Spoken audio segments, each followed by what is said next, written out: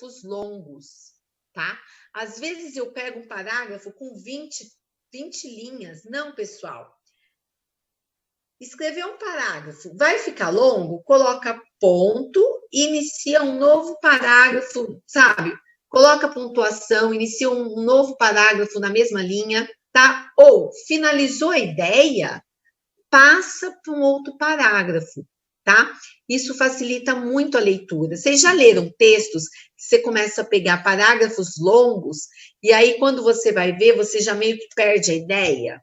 Você já fica meio perdido, né? Você começa a ler e fala assim, nossa, aí você tem que voltar e repetir. Então, sempre que possível, sempre pensar nisso, tá? Na hora que for escrever, evitar parágrafos longos, tá? Fabiana, oi. O excesso de adjetivação. O que é adjetivação? É você dar muito adjetivo para alguma coisa, excesso de adjetivação. Você fala, excesso de adjetivação que não leva muito a nada, entendeu? Então eu falo assim, essa garrafa, ela é diferente, mas ela é bonita, ela é fantástica, sabe? Quando eu começo entendi. De adjetivo em alguma coisa e o negócio não faz sentido. Tá, eu imaginei que a adjetivação pudesse, tipo assim, um pensamento freudiano. Pegar alguma palavra e transformá-la em adjetivo. Por isso eu fiquei perfeito. Não. Nossa, você foi longe, hein? Não, Leon. Esse excesso de adjetivação é você acrescentar muitos adjetivos. Tá? Perfeito. Para alguma coisa, beleza? Bom, outra coisa que a gente deve evitar. Repetição desnecessária de conceitos elementares. Lógico, pessoal. Quando você, por exemplo, as meninas, a Vitória e a Beatriz, elas vão fazer sobre aprendizagem do transtorno do espectro autista, tá? É importante elas definirem o que é o transtorno do espectro autista? Sim, é importante elas definirem. Por quê? Porque é um conceito importante. Elas vão falar da definição do transtorno do espectro autista na escola. Então, elas têm que definir o que é o TEA. Mas elas precisam, por exemplo, definir o que é escola?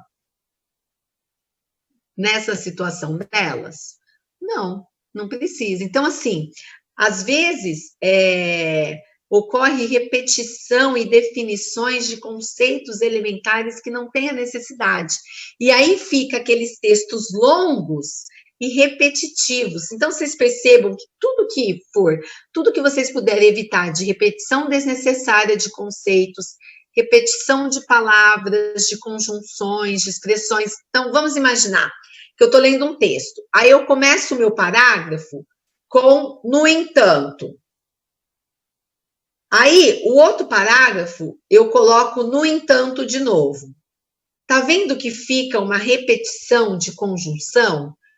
Uma repetição de expressões? E isso vai deixando o texto o quê? Isso vai deixando o texto cansativo, tá? Fabiana. Oi.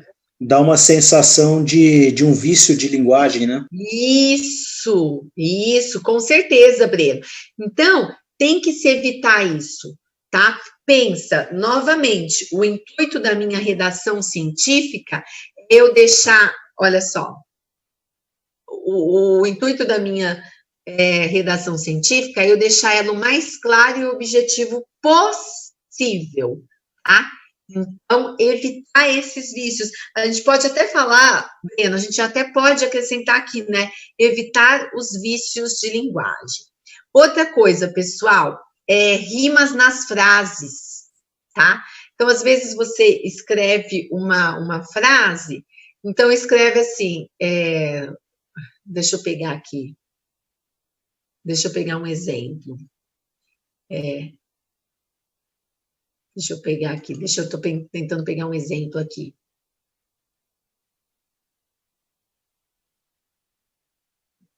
Espera aí. A garrafa é diferente como a gente. Bem isso. Pronto.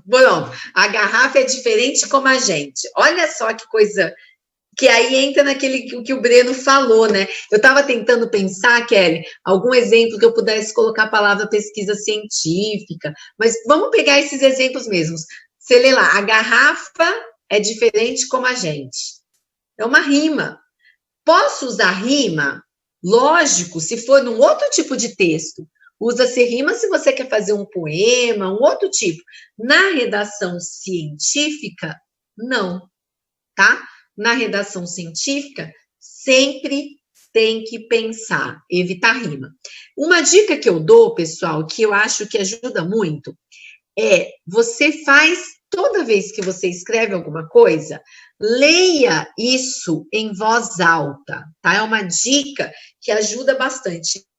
Leia em voz alta. Por quê? Porque quando você lê em voz alta, você consegue perceber se existem esses vícios de linguagem, né? Então, você consegue perceber se existe rima. Então, escreveu um parágrafo, leia em voz alta, porque até as questões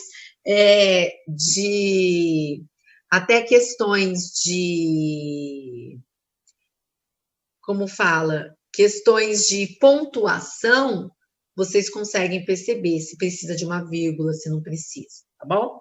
Outra coisa, evitar emprego de palavras com sentido obscuro, com sentido múltiplo. Então, às vezes, usa-se uma palavra que tem um sentido ambíguo, sabe? E aí a gente não consegue entender o que está sendo escrito.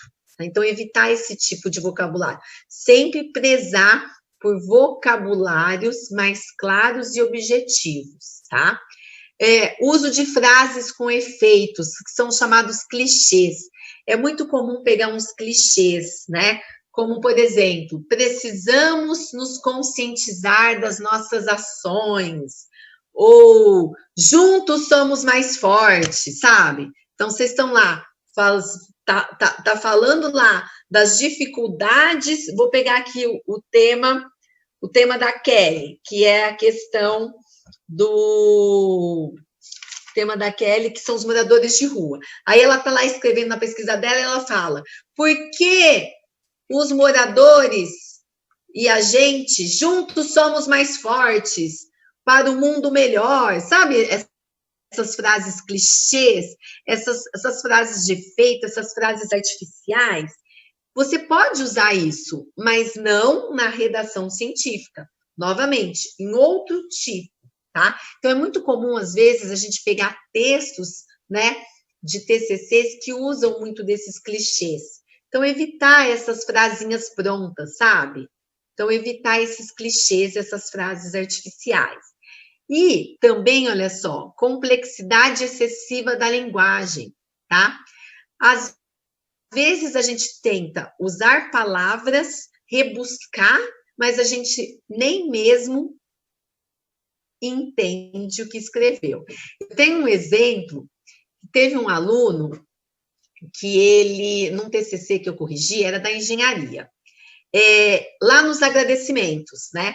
Que a gente vai ver depois todas as partes que tem, os elementos, vai ser na próxima aula, os elementos textuais, pré-textuais. E aí eu li o agradecimento dele, eu não lembro qual que era a palavra, pessoal. Tinha uma palavra lá que eu não sabia o que era essa palavra, né? Aí eu fui olhar no dicionário, né?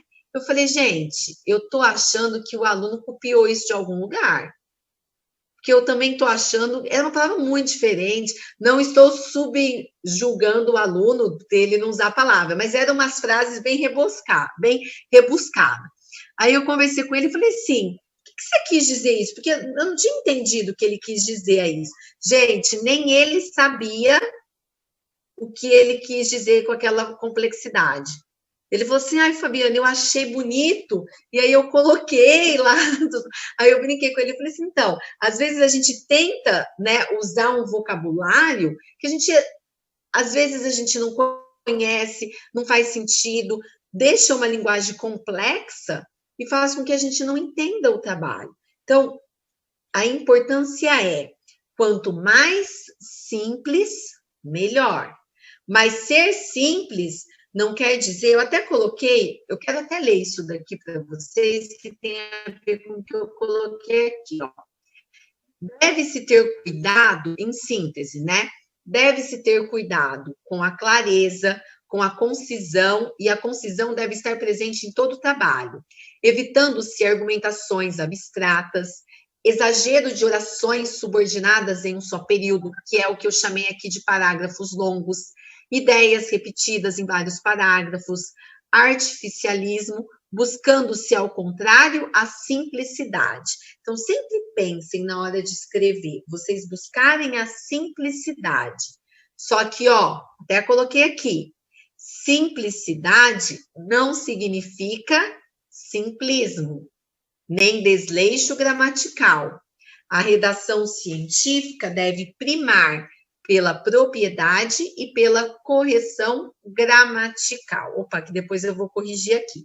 Então, isso é importante, tá? Vocês têm que pensar o seguinte, que quando vocês forem escrever o trabalho, usar uma linguagem o mais simples possível, usar uma linguagem mais coerente possível. Só que simples não é ter erros gramaticais.